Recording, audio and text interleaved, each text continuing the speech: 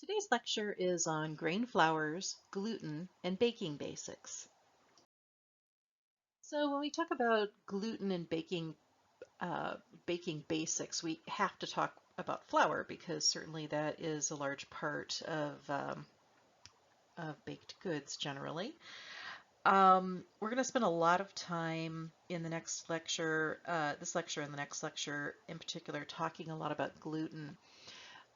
Gluten is uh, a protein that you find in some flours. There's a large proportion of it in wheat flour.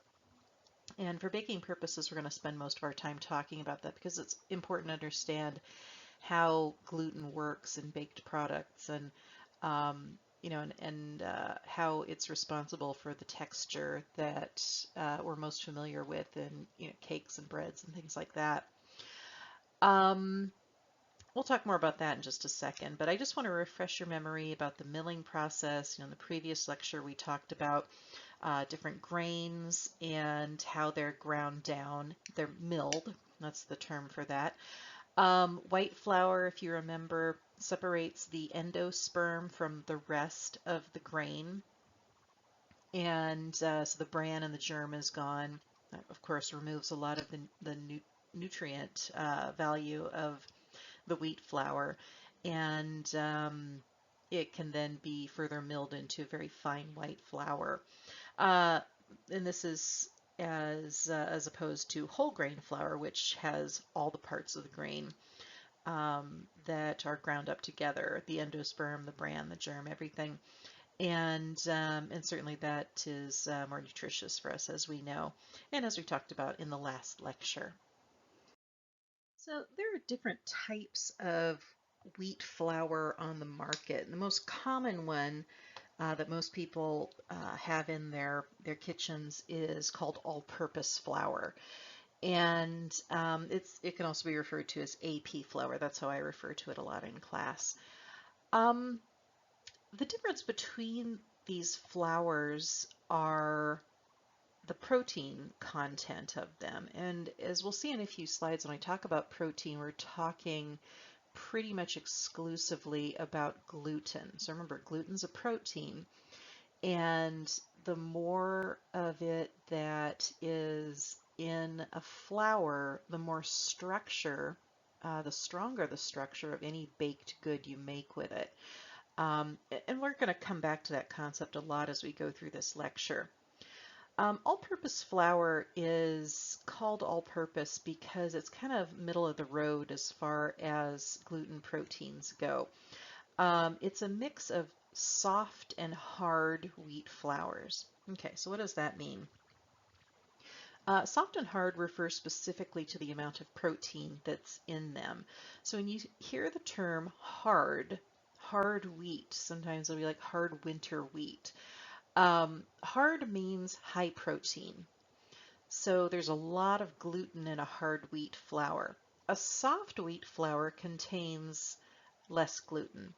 And again, as we go through, we're going to see why that's important and what kind of flour you want to choose depending on what it is that you're baking. All-purpose flour, because it's a mix of soft and hard wheat flours, it has moderate protein content. So it tends to be good for a wide variety of things. Um, as I mentioned, it's the most commonly commercially available flour. This is the kind that most people have in their house, just as a general supply. Whole wheat flour, we just kind of talked about. Sometimes it's referred to as entire wheat flour, and then graham is more of an old-fashioned term. Graham flour, we probably have all heard of graham crackers. Those are called graham crackers because graham is an old-fashioned way to refer to wheat. Bread flour is made from hard wheat. Now, for when you're making a loaf of bread, generally you want really good, solid, stable structure. So if you've bitten into a piece of bread and it has a nice sort of chewy texture, or it has just this texture that is relatively firm as compared to, say, cake. If you bite into cake, you don't expect it to have the same texture as a piece of sandwich bread. And sandwich bread is going to be a little tougher, and that's exclusively because of the gluten content. So bread flours tend to be very high protein, very high gluten because they need the heavy duty structure that gluten provides. So these are very high protein flours. So other types of flour that you might find in the supermarket, although they tend to be a little harder to find, they're a little bit more specialized. And these are pastry flour and cake flours. You notice that both of them are made from soft wheat. And again, so you're going to expect that there's not going to be quite as heavy gluten content in them. And so what happens is the resulting baked product that you make from it is going to be softer. And that's really the difference with something that has less gluten. A baked product that has less gluten in it is that it's less firm, it's less hard. It doesn't have that same tough structure as a high gluten baked good. And that's what you want, because if you're, cutting into a piece of birthday cake, and you're generally not looking for a cake that has the same texture as bread. You're looking for something that is softer and it yields um, a little more readily to your teeth and to the fork or whatever the case may be. So both of these are made of soft wheat. They're milled a little bit differently depending on the purpose, whether it's a pastry or cake flour. They tend to be much more highly refined. Generally, these are white flours. So not only are they, they have the germ and the bran removed, but they're further milled so that in many cases they're very, very fine so that they can have that fine, delicate texture that might be called for in the cake or the pastry. And obviously very low protein content because they don't want heavy duty gluten going on. So in the next two slides, we're going to go through the different types of treated flours. There are a lot of flours that have been treated chemically um, or they've been physically altered somehow to do specific things. These are kind of hit and miss in the grocery stores daily. Again, the majority of flour you're going to find in a regular supermarket is going to be the all-purpose kind because that's what most people need to do what they need to do. But these other ones you may find in the store, they tend to be a little bit more for people who do specialized baking or cooking. And nowadays many of them are readily available online, but maybe not so much in your neighborhood grocery store. So instantized flour is often marketed under the name Wondra. That's a brand name, and much like pre-cooked rice, the flour is actually cooked down and partially gelatinized. Um, and then it's dried out and repackaged. And Wondra in this case is um, marketed as a thickener. It's like an instant thickener. So if it's partially gelatinized, it's already primed to absorb liquids. So if you have like a gravy or something that you're trying to thicken up and you don't necessarily want to put more, make a roux and do the heating and all that, you can get something like instant flour, which you can put in and it will thicken up the sauces without the extra fat. So, it could be another way to save extra calories and fat on protein or on with the butter as well instead of using that in the roux. Self-rising flour, these are flours that already have some sort of a leavening agent added to them. So leavening agents, the ones that you're probably most familiar with are baking powder and baking soda. And salt sometimes is added into those. So those are available, although it's just as easy to make them. I mean, you can add the ingredients yourself to regular flour and get that, but those are available. Gluten flour. We already talked about gluten as being really important for helping to develop the structure of baked goods, particularly something that's really sturdy like bread.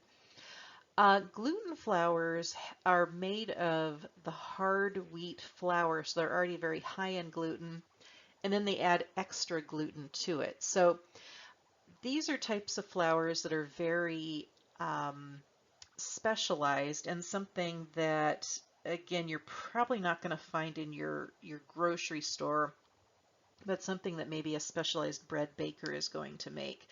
So you can see on the bottom here that gluten flour has a protein content of about 41% straight up gluten, compared with the 10 to 14 percent of protein that most wheat flour has. So this is going to be really good flour for baking bread, but it's not something that you would want to try to make a cake with.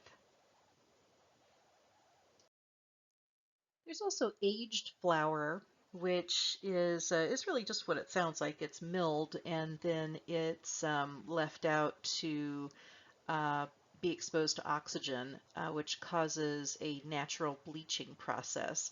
Um, Grain, wheat, when it's first ground up, has kind of a pale yellow color to it, which may or may not be desirable depending on what you're doing with it.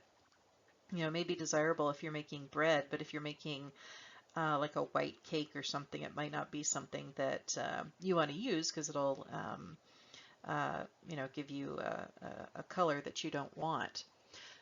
Aging also helps improve gluten bonding, and we're going to talk more about that in the next few slides, but uh, because gluten is a protein, the individual gluten molecules are going to join together once you add a liquid to the flour, and they're going to create long chains, and we'll see more of that as we go through here. Artificially bleached flour, you go into the grocery store and you can see the all-purpose flour. Again, that's mostly there. You have an option of regular flour or bleached flour, and again, it's kind of your choice. Unless it says naturally bleached, most bleached flour is going to be bleached artificially. So there are different chemical agents that are used for that. Chlorine, benzoyl peroxide are used. So, some people aren't really down with having extra chemicals added to their flour. So, that's an individual choice. Phosphated flour, it gives the flour some acid, obviously, and that may be useful in certain recipes, particularly when we're dealing with leaveners. We'll get to that a little bit later because certain leaveners, the carbon dioxide or the baking soda and baking powder, um, they respond differently to how much acid is in the flour, and we'll get to that as we go on. And then enriched flour, and this is actually very common that, especially in white flour, when it's milled and they remove the bran and the germ, of course, they remove a lot of the nutrition, as we've said repeatedly here. Many times, and in fact by law, folate needs to be added to the back to the flour after it's been stripped out. Um, and that's B vitamin. But while they're doing that, many of these companies also add a bunch of these other B vitamins, so thiamine, riboflavin, niacin, iron is added. So they strip them out and then they put them right back in. And that's pretty common in this country. All right, so let's specifically turn our attention to protein content in wheat flour. You can see from this slide that the vast majority of protein in wheat flour is what we call dough forming. That is, it makes gluten. Specifically, there are two types of protein that combine together to form gluten. One is called gliadin, and the other one is called glutenin. And there are some other proteins in flour, but they're not in the majority, and we're not going to concern ourselves with those quite as much because they're not as important for what we need to discuss. Okay, so gluten, and I'll read the definition here, although we've been talking about it for the last few slides. Gluten is the protein portion of wheat flour with the elastic characteristics necessary for the structure of most baked products. As I said, we're going to be talking a whole lot about gluten in the next few lectures because it really is so important. But the thing that I want to talk about right now is a little bit more about the glutenin and the gliadin, the two different proteins that come together to form gluten. When you have dry flour, the proteins exist in dry granular form, and they exist alongside each other, and they don't really do anything until you add liquid. We're going to find as we go forward any kind of baked good, whether we're talking about muffins, cakes, bread, any of those things, chemical activity doesn't begin until you add liquid. And that's true whether we're talking about edible chemistry such as cooking or inedible chemistry. You generally need some kind of a liquid to start the process, because once you begin to dissolve chemicals in liquid, they're then able to dissolve and interact with each other. And that's exactly what happens when you add water to flour. If we separate out the two different types of protein, the glutenin and the gliadin, you find that they have very distinct textures. Glutenin is very fibrous and it's very elastic. So if you've ever made bread dough before and you're able to really stretch out the dough without it tearing, those are the properties of glutenin. One of the things we're going to find as we go through the lab portion of the class, in this, as we go forward, we're going to see it particularly when we do the bread lab, is that when you knead the dough and you're really working it so that the gluten that forms is very strong, you're going to notice that the dough has a very elastic texture to it. And that is due to the glutenin. The gliadin is not really elastic at all. It's very syrupy and kind of a thick texture. You can see in that second picture there. It has an important properties in gluten as far as kind of tempering the stretchiness of the glutenin and making it a little bit more tooth friendly, so that it's not so hard that it's inedible. The gliadin helps it become a little more food friendly, I guess, for the lack of a better explanation. But it makes it so that when you sink your teeth into a good piece of bread, you can actually bite it off and chew it. Um, and have a good texture.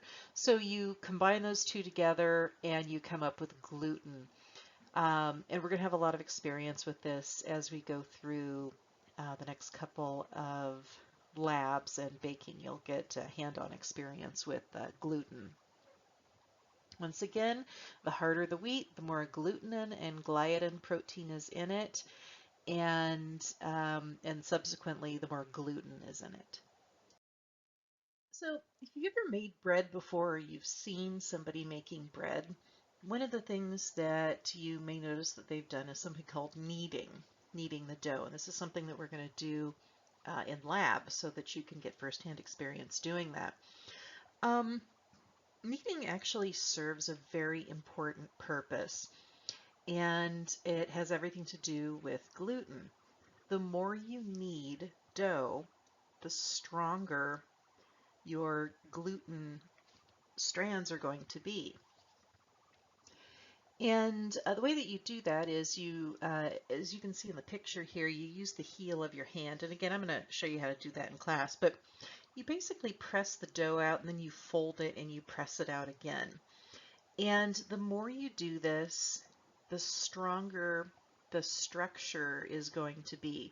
of whatever you're making. So, for example, if you're making bread, you want to have a lot of kneading because you want to have a good strong structure for that bread once it's baked. We're going to switch to sort of a molecular view of what's going on inside that bread dough. So starting on the left-hand side of this slide, you see sort of a bunch of squiggly lines coming together. And if you remember me talking about a few slides ago, adding liquid to flour, one of the things that happens is you're allowing the glutenin and the gliadin proteins to come together and form gluten. It allows for that that combination to form the gluten. Once you have gluten strands happening, it's kind of like if you have uh, tangly hair. You think of your hair first thing in the morning, you haven't run a comb through it, it may just kind of be all over the place. Well, gluten strands are kind of the same thing.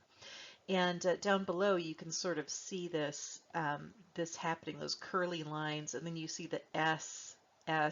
Those are sulfide bonds. So it's a disulfide bond, two sulfurs binding together, and that's actually what binds together the different strands of gluten. The more you knead the dough, it's kind of like dragging a comb through your hair. It gradually straightens out the, the strands, the gluten strands that have now come together, and sort of calms things down. So if you look through to the right side, in the top, you see the box there of comparatively smooth and straightened out strands of gluten. And this is what happens as you continue to knead. So the more that you knead and the stronger your gluten becomes, you have a system where those gluten strands are nice and long and strong, and they're kind of straightened out. These are things that are going to make a huge difference in what the final texture of your baked good is. If you don't have a really well kneaded, if you need strong gluten like you're making bread and you don't have a well kneaded product, the texture of your bread is just going to be really weird. It's not going to be right. You need to have that kneading happening to get the gluten in the position, molecularly, to get it in the position that you need it to be in before you bake it. And that's what's happening in this slide. So this slide is just kind of a visual dough representation of what we saw on the previous slide. The first dough ball, the one that's on the left-hand side, represents little or no kneading. So this is a situation where, as we just said, those gluten strands have not come together yet. They're in all different directions, and it's just kind of a big mess. If we were to make bread with this, the texture would be really uneven and it wouldn't be very good. The second ball represents some kneading that has happened. So you've got some of those strands straightening out and strengthening, and then the final ball on the end, well kneaded, that represents the gluten strands kind of strengthened adequately and just kind of combed out and straightened out. And the thing that you'll notice in lab is when we're kneading dough, the feel of it is going to be really different. So when you first bring a dough together and you run your fingers over it, you're going to find that it's kind of rough and shaggy feeling. But when you've kneaded it for a while, it's going to be very elastic. It's going to spring back on itself, and it's going to be very, very smooth. You run your fingers over, there's going to be a smoothness that is associated with it. Um, so tactily, you'll see that there's a big difference as well. This is a slide that shows the exposed gluten network in dough.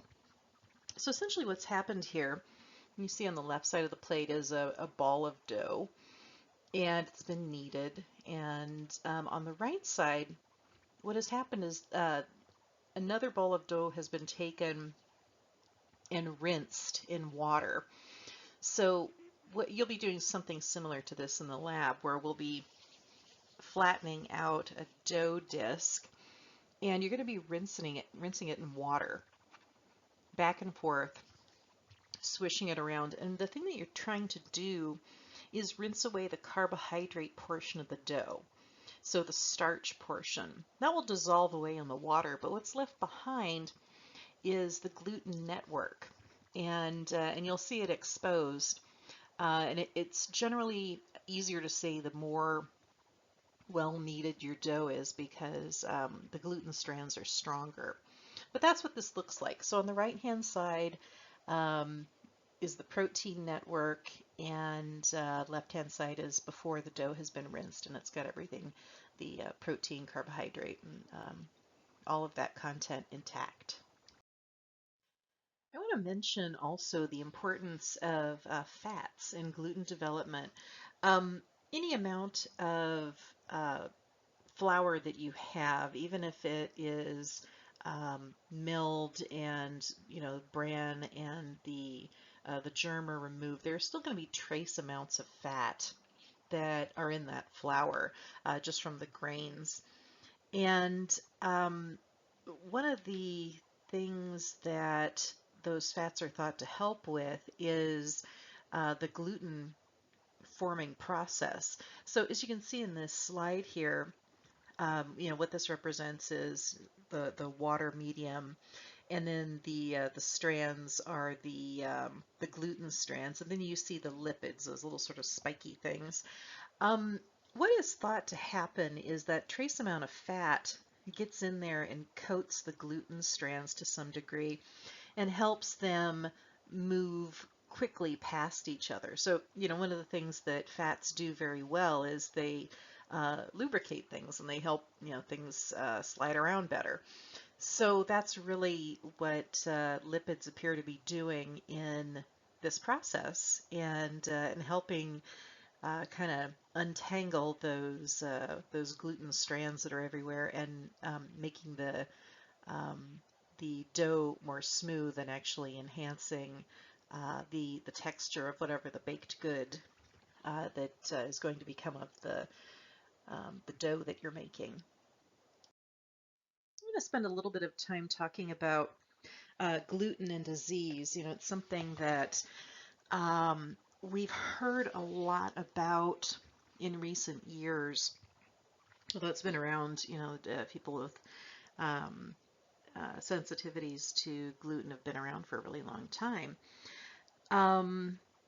We find now that people have tried to attach other health issues to wheat, and so it's kind of blown up to where we hear about gluten being bad for you, or it's good for you, or whatever the direction the wind is blowing this week. For individuals that have a disease called celiac disease, the need to stay away from gluten is very real.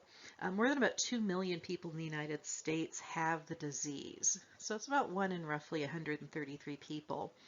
And for these folks, gluten, when it's ingested, triggers an autoimmune response. Autoimmune means that your body attacks itself.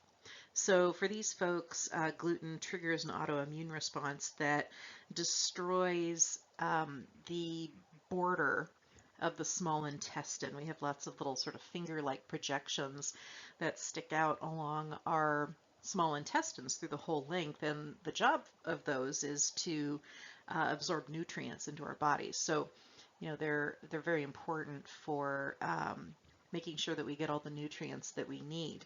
But for folks with celiac disease, gluten gets in there, destroys the border, and actually kills off the cells. And the problem with that is that then these folks, if they have damaged small intestines, they can't absorb the nutrients that they need. And so if these people, if these folks with celiac disease eat gluten regularly, they end up with malnutrition, and that's very serious. So people who have celiac disease truly need to avoid gluten. Everybody else, unless there's a frank allergy, gluten is not bad for you if you don't have celiac and you don't have an allergy. Um, It's just, I just like to mention that during this lecture because I think a lot of people get sort of get ideas about gluten sometimes that it's, you know, this horrible thing that nobody should ever eat. But the truth is, if you look back over human history, the thing that enabled us to grow is wheat.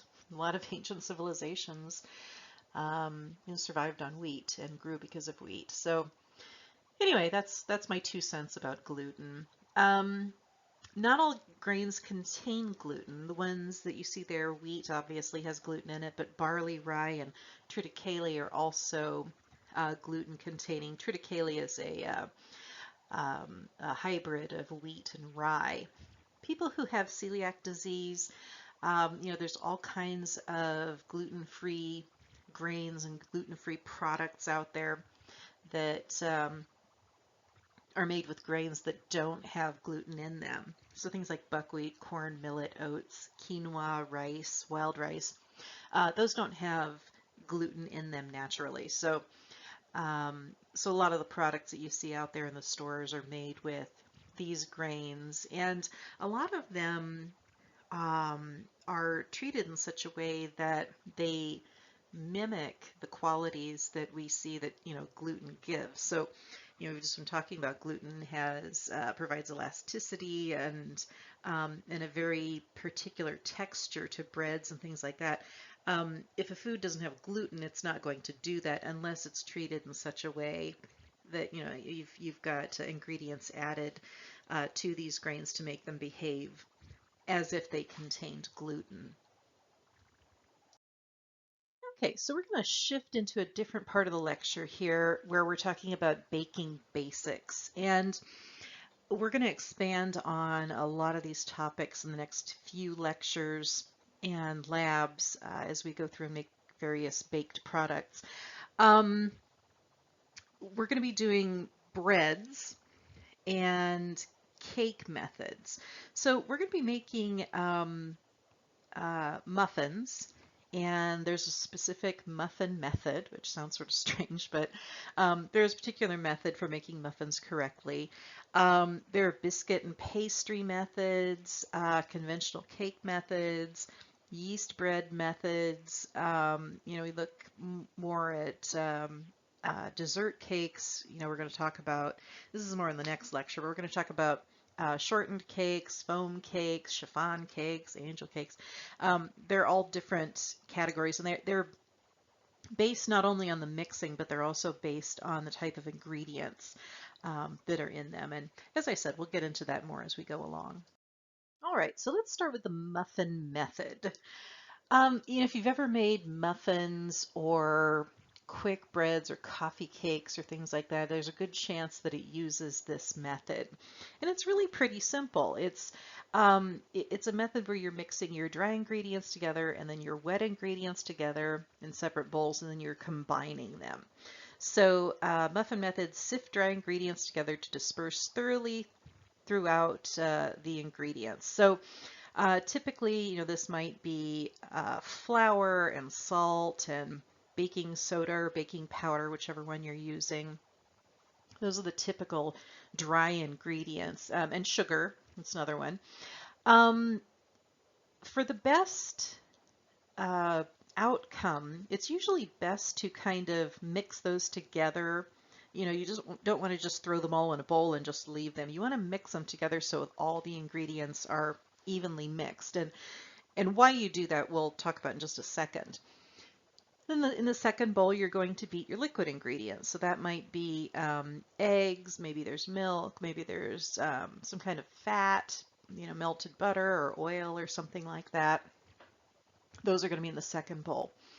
Stir the liquid ingredients with the dry ingredients together with only a few strokes until the dry ingredients are just moist but still lumpy. Okay, what does that mean? We've spent the last few slides talking about gluten development, and we talked about kneading as a process where you're really strengthening the gluten. And remember, the stronger your gluten, the tougher your baked good is going to be. And that's something that's desirable when we're talking about bread. but I don't necessarily want a muffin that's going to be tough like bread. So just like kneading, stirring excessively is going to develop your gluten. So when you're making muffins or any of these baked goods that you don't want to be super tough, less mixing is better. So if you're making pancakes or waffles or anything like that, if you beat that batter really hard, you're going to have tough waffles and tough pancakes and tough muffins. And usually that's not what we're looking for. So the goal with the muffin method is to uh, stir to combine the ingredients until they're just combined, but don't go past that point. Otherwise, you're going to have a tough product. This is just a picture of two muffins, one that's been overbeaten and the other one that has not. And you can see in the first picture, you've got a very even texture. The texture of a baked good, another word for that is crumb, C-R-U-M-B, crumb. We're going to talk about crumb as we go through. But you can see that it's very even.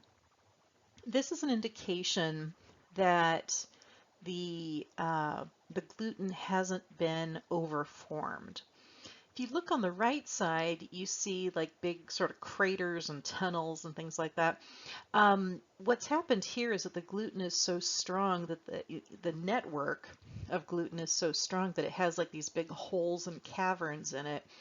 And, again, that might be an okay texture for bread, but if you bite into this muffin, you're going to notice a difference in that it's a lot more tough than you may have been looking for in your muffin.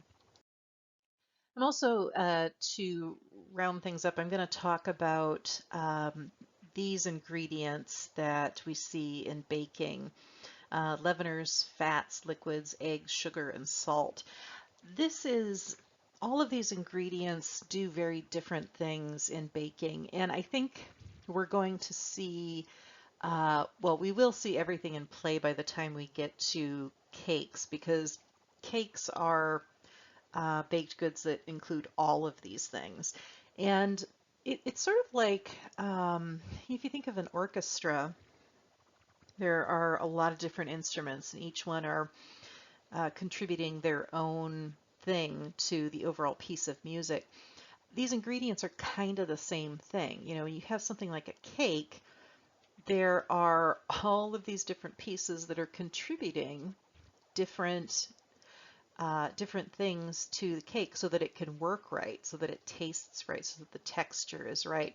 And so you want to, as I'm going through these ingredients, just kind of think about that these are all pieces of the orchestra that are going to make everything go forward. All right, so let's talk about leaveners. To leaven means to make something light and porous.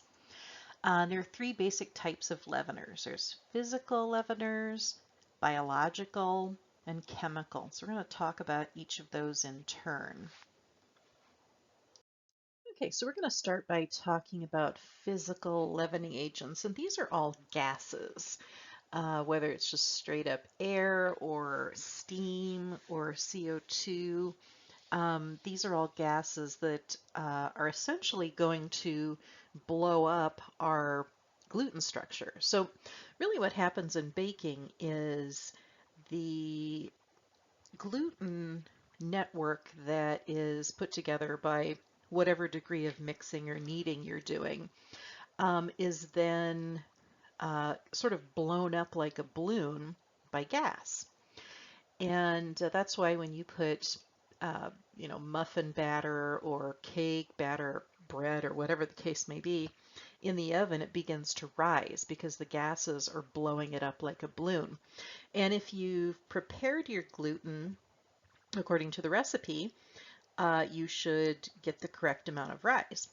So air itself is a leavener, and we've seen that to some degree by when we were talking about eggs, we talked about beating air into the eggs to just incorporate the air within the protein bubbles, the protein reinforced bubbles, if you remember that with the egg foams. Um, that's an example of incorporating air. So beating batter, creaming fat and sugar together, that's another way to do it. Beating batters. Anytime you whisk something, you're incorporating air into it. So if that's a step in your recipe, then you're incorporating a leavener. Steam or water vapor. So a lot of ingredients that contain some water, when you heat them up, and you heat them up above 212 degrees, that water turns into steam, into water vapor, and that in itself creates leavening as well. So you can see here on the slide, 1 volume of water increases to more than 1,600 volumes when converted into steam. So it doesn't matter if we're talking about a teaspoon of water or a tablespoon of water or half a cup of water. 1,600 times that volume is what's going to be generated once that water is converted into steam. So one of the examples you see here in the picture, this is a popover. And popovers are a particular type of pastry that are heavily steam leavened. So if you've never had one, essentially it looks like this big, huge bun sort of thing. But when you open it up, it's essentially a big pastry encased air bubble. And that's what they're supposed to be. Because the batter that is prepared for this is designed to do just that. So that has a lot of power as well, steam. So, you know, parts of foods that are used for steam, like eggs and butter and things like that, they're also going to contribute to leavening, again, once that water is converted to steam. And then carbon dioxide. We're going to talk more about that when we talk about biological and chemical leaveners. So for biological leaveners, we're typically referring to either yeast or bacteria, and both of them are used in breads. Yeast is actually an organism. It's a single-celled organism, and in the store, you know, a lot of times you see it as a little packaged envelope. And yeast is alive, but when it's in the dry condition, it's sort of dormant, it's kind of sleeping. And the way that you wake it up is to submerge it in warm water and then feed it something. So in many cases, that's just sugar. You give them a bit of sugar, or sometimes you can give them a bit of flour, and it'll convert this flour starch into glucose, and they'll wake up. Well, one of the things that happens when yeast ingests sugar is it begins to produce CO2, carbon dioxide gas. And when that happens, whatever dough the yeast is incorporated in is going to begin to blow up. And this is something that we see when we make bread dough. It goes through a process called proofing, and we'll talk about this when we get to the bread lecture. But essentially what happens is the leavening that happens from yeast is all due to CO2 gas because they're ingesting sugar. And bacteria work in the same way. Some breads, like sourdough is a really good example, they get their sour flavor from a particular type of bacteria. And that bacteria, what it does when it ingests sugar is it makes CO2, but it also makes acid, which is where the sour taste comes from, that distinctive sour taste that we associate with sourdough bread. So the picture in this slide is of baker's yeast, and so these are the single-celled organisms that we use to leaven bread. Chemically, this is what's happening when we use yeast, and this is not something that you need to memorize for the exam. I just want you to see that mixing yeast with sugar can yield one of two outcomes. If you mix yeast with sugar, in the presence of oxygen, you end up with carbon dioxide and water as a side effect. And this is the reaction that we see when we're baking bread. In the second equation here, we see yeast plus sugar in the absence of water creates ethanol and carbon dioxide. So this is one way where we can make alcohol. And in fact, ancient recipes for beer used bread. So they used leftover bread and they would ferment that, and some of the yeast would still be in there, and in the fermentation process it would yield ethanol. So yeah, so sometimes if you go past brewery or or somewhere where they make wine, sometimes there'll be sort of a faint bread-like odor, and that's what that is. It's the yeast making alcohol. So finally, we're going to talk about chemical leaveners, and these two are probably very familiar. I hear people a lot of times tell me that they are confused about what the difference between baking powder and baking soda is. So we're going to talk about this because it's really important. Some cases you can use them interchangeably, and some you really can't. So let's start with baking soda. And that's usually, most of the time you see the Arm & Hammer brand. That's just a real common brand. Baking soda is sodium bicarbonate. And it is chemically, it's basic. It's very alkaline. And whenever you combine an alkaline ingredient with an acid, you get CO2 gas. Okay, and vice versa. Anytime you add basic to acid, you get CO2 gas, and that's really how it works as a leavener. So we just talked about the biological leaveners as creating CO2 gas by way of yeast or bacteria. This is just a simple chemical reaction. So for baking soda, you only want to use it in situations where the recipe already contains some sort of an acidic ingredient. So food ingredients such as, well, you see here, buttermilk, citrus fruit juices, molasses, brown sugar has little acidity, vinegar, those are all acidic. And if you're adding baking soda to it, the combination, the neutralization of acid and base creates CO2. If there's no acid present in the recipe, nothing for the baking soda to react with, one thing that's going to happen is you're not going to get the desired leavening because there's not going to be any CO2 production.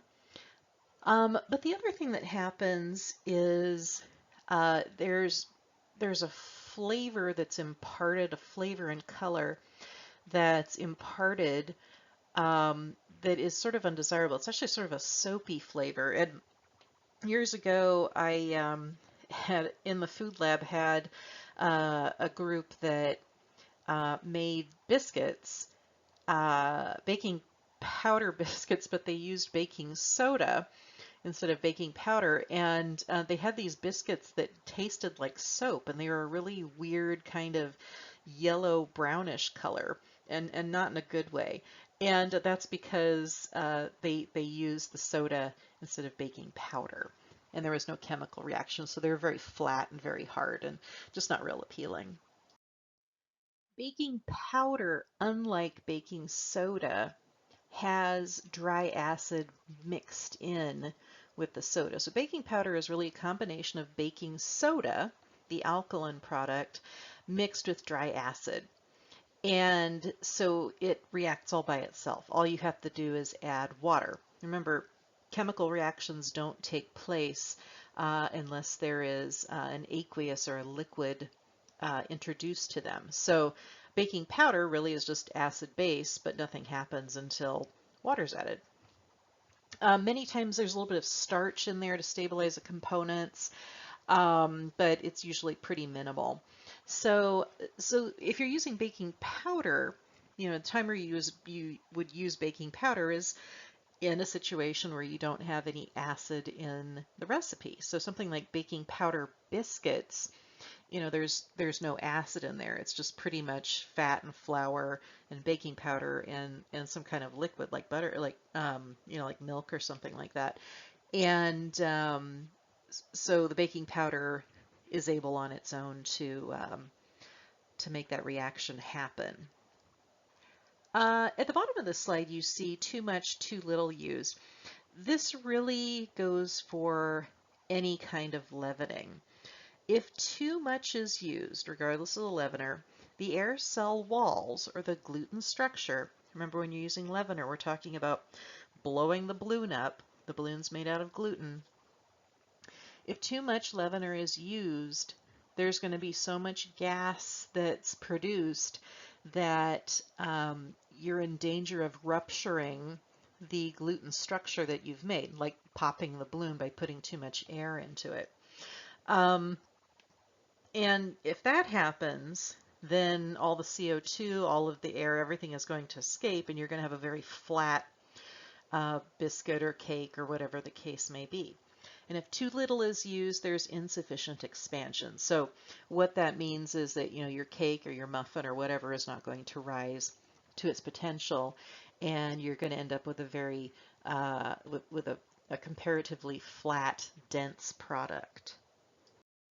Let's move on to fats in baking. And anybody who does any kind of regular baking knows that butter, margarine, shortening, oils in some cases, those are real common ingredients to add to cakes and cookies.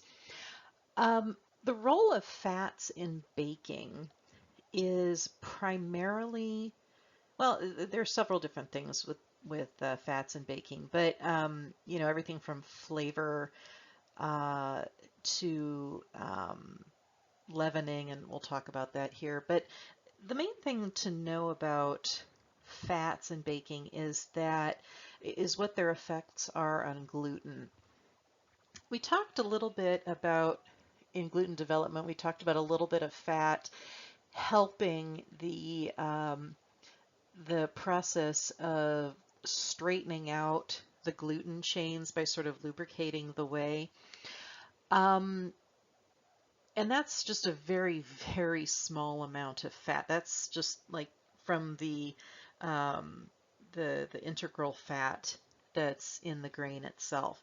When you add extra fats into a dough, one of the things that it does is it shortens the size of the gluten chain. As you see here on the lecture slide, tenderizing or shorten the strands of gluten. So what does that mean? What that means is in breads, and we've talked about how the texture or crumb of bread is going to be a lot more, a lot stronger than what you're going to find in something like cake. The the texture of bread is just going to be more coarse. That's what we expect generally. Cake is going to be a lot more tender, and fats help with that by making those gluten strands more tender and essentially just kind of shortening them out so that they're not quite as strong. So it decreases the strength of the gluten. And that's a good thing because if you're biting into cake, again, you don't want to have a really chewy bread-like piece of chocolate cake. At least that's not what I'm looking for in my cake experience. So fat does that. It tenderizes the structure. But adding too much fat can really undermine the whole structure. So one of the things that you may have heard people say about baking versus cooking more savory foods is that baking is much more of a science. You can't really get away too much with messing around with the ratios of, fat and flour and liquid and eggs and things like that because all of these ingredients play a specific role. And this is a good example. If you're trying to improvise a recipe and you inadvertently add too much fat to it, you're going to end up with a really weak structure. So your cake may be really mushy and not, blow up the way that you were expecting it to when you put it in the oven. So that's one of the reasons why following baking recipes exactly as written, unless you know what you're doing and you know what the specific ratios are, and there are resources out there that can show you that, um, it's best just to bake recipes the way that they're written. Um, Fats also, as I just mentioned, uh, can help with leavening. And there's an ingredient in some recipes, I see it most frequently with cookies, called creaming. Creaming involves, it's usually the first step of the recipe where you take whatever fat you're using, like butter, for example, you have it at room temperature, and then you have the sugar in the recipe, brown sugar, white sugar, whatever it calls for. And then you beat them together for a while until they're sort of, um, a lot of times the recipe will say, light and creamy. One of the things that you're doing in that fat, the fat and sugar combo, is as you're beating it, you're incorporating air. So do you remember when I was talking about in the previous slide about the leavening of sugar, adding air into sugar butter mixture? Well, that's really what you're happening. When you're making it light and fluffy, you're incorporating a lot of air in there. So that's something that's going to help in the leavening process. And so that's something that fats will do as well. As I've mentioned on and off through this lecture, liquids are really important to help facilitate chemical reactions. So there are a lot of things that liquids do in recipes. Uh, as far as offering a place for solid ingredients to come together to react, to make, gluten, as we were talking about. They dissolve recipe constituents, so things like sugar and salt they put into solution and spread throughout the batter or the dough.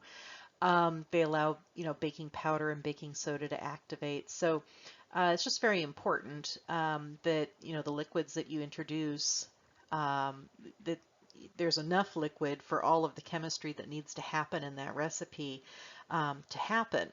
And the other thing is that liquids that you're adding to recipes add their own flavor. So, things like milk and buttermilk and fruit juices and eggs, of course, are made up of quite a bit of water. Um, all of those are adding their own flavors and, helping out with the flavor profile of those recipes as well. High water content ingredients such as pureed fruits can work well too. So, fruits are generally anywhere from about 80 to 95% water. So, um, those types of things can help with water and flavor also. So eggs we've already kind of talked about to some degree when we did the egg lecture. But egg white incorporates air into a batter when beaten. We talked about egg foam. Egg yolk, if you remember from the egg lecture, adds flavor and color to the batter that it's added to. Things like yellow cakes owe their color to egg yolks. And we talked about the emulsion power of egg yolks. And emulsion is really important when we're talking about some baked goods like cakes because we're using water and fat ingredients when we're making cakes, and so egg yolks are really important in making those emulsions happen.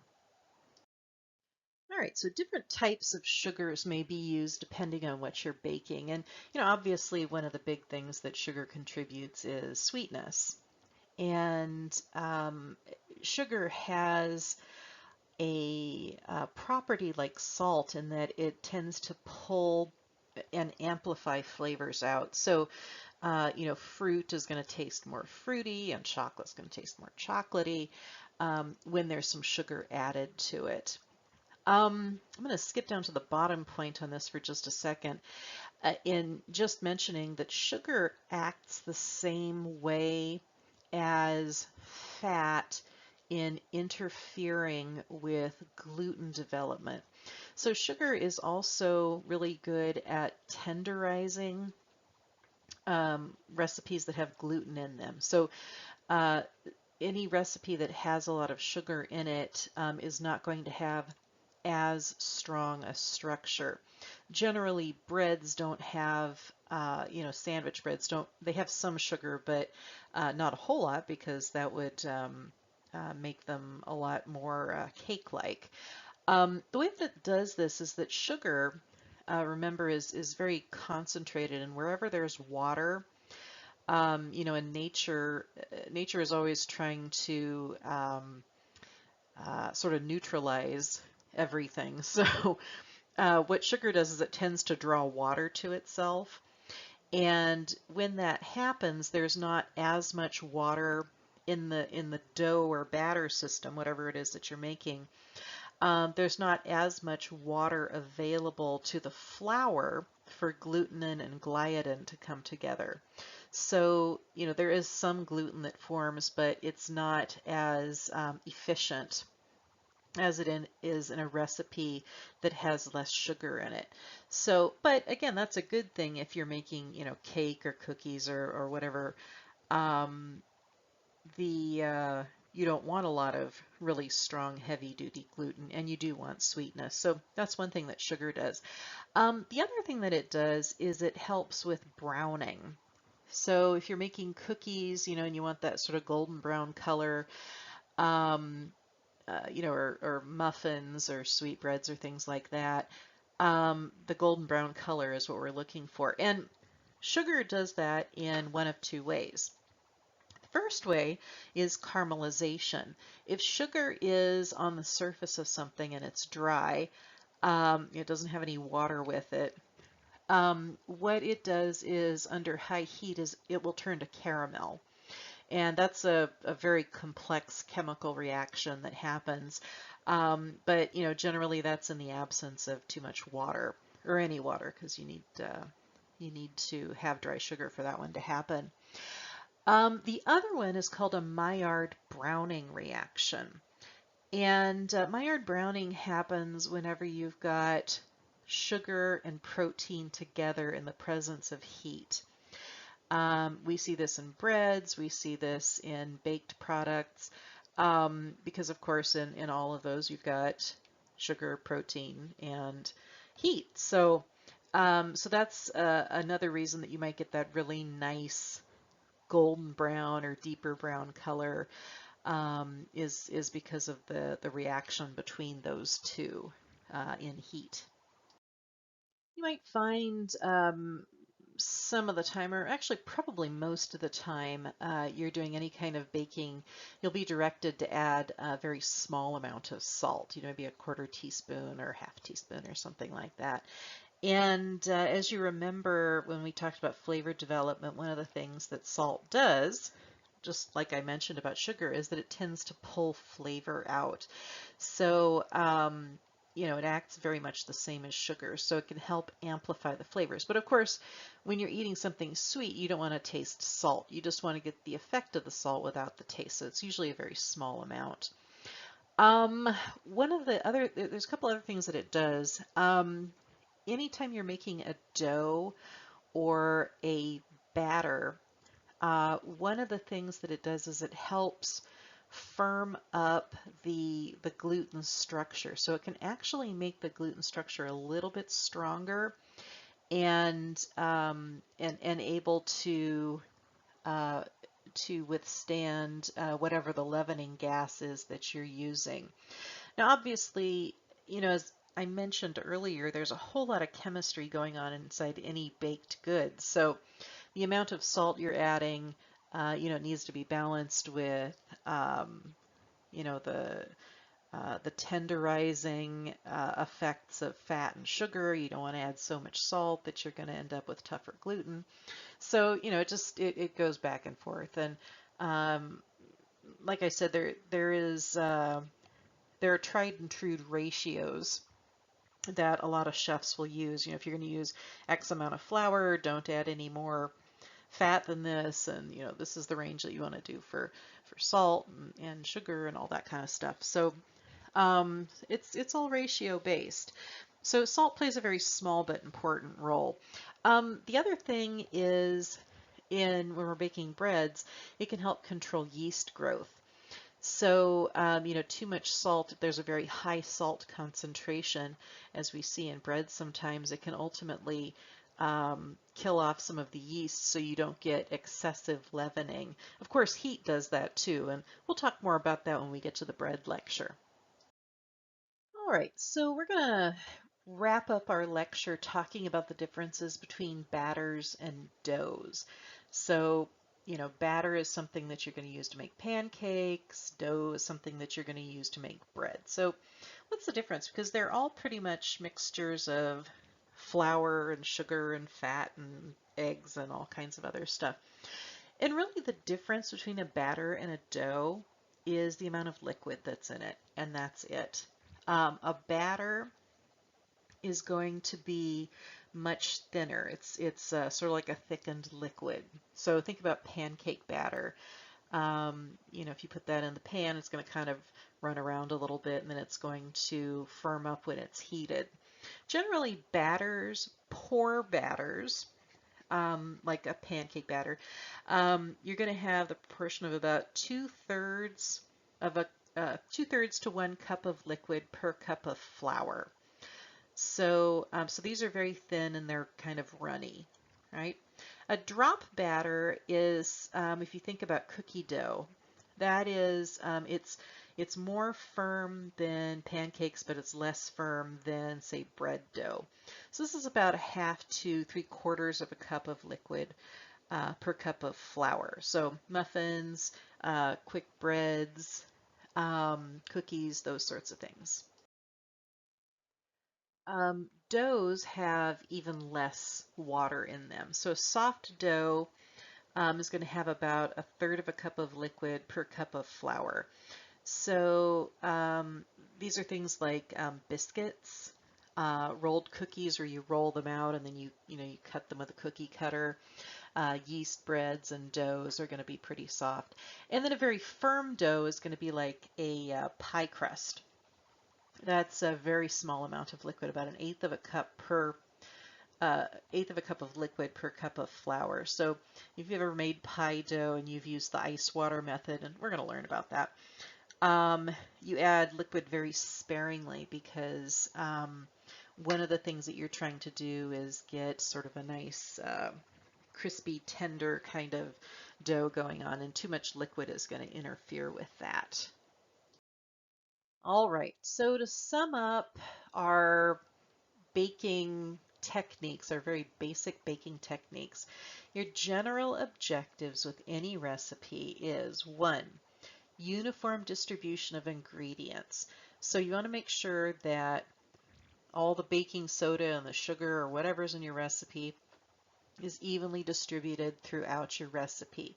That's critical for making sure that you have a good even crumb, that you have a good even texture. So you cut that muffin open and it's pretty uniform throughout. There's no tunneling, there's no partially liquefied part of the muffin and part burned muffin.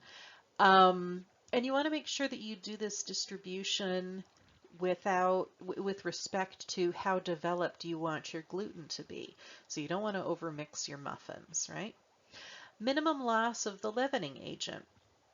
Whenever you add a leavener, time is of the essence, because if you add something like baking powder to your recipe, that chemical reaction is happening, but sooner or later all of the acid and base will have reacted and all the CO2 would just go into the atmosphere. So you want to make sure that you're using that batter as soon as possible. Otherwise, CO2 will be gone. You'll have no leavener left. So you don't want to make a batter or a dough with a leavener and then have it sit for a while because then it's going to be gone. optimum blending to produce characteristic textures in various products. So that's just what we talked about. Mix it just enough, not too much, based on whatever it is that you're trying to make. And optimum development of gluten for the desired individual properties of whatever you're making.